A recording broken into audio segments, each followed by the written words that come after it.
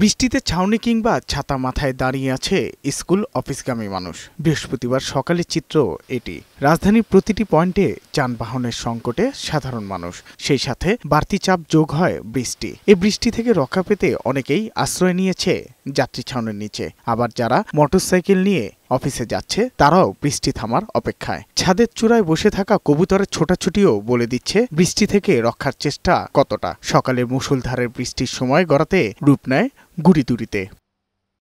এমন চিত্র ছিল ঢাকার বাইরেও। চট্টগ্রাম, যশোর, খুলনা সহ বেশ কয়েক জেলায় এ বৃষ্টিপাত হয়। আবহাওয়া অফিস জানিয়েছে আগামী ২৪ ঘন্টার মধ্যে ঢাকা সহ সারা দেশে বজ্রসহ বৃষ্টি হতে পারে।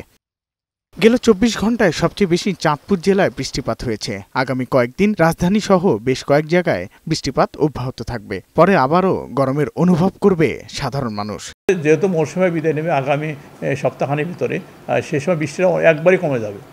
সেই সময় যে বৃষ্টিটা হবে অন্য কোনো কারণে, সাগরে যদি কোনো নিম্নচাপ হয় অথবা লঘুচাপ হয়, সেই কারণে বৃষ্টিটা হবে।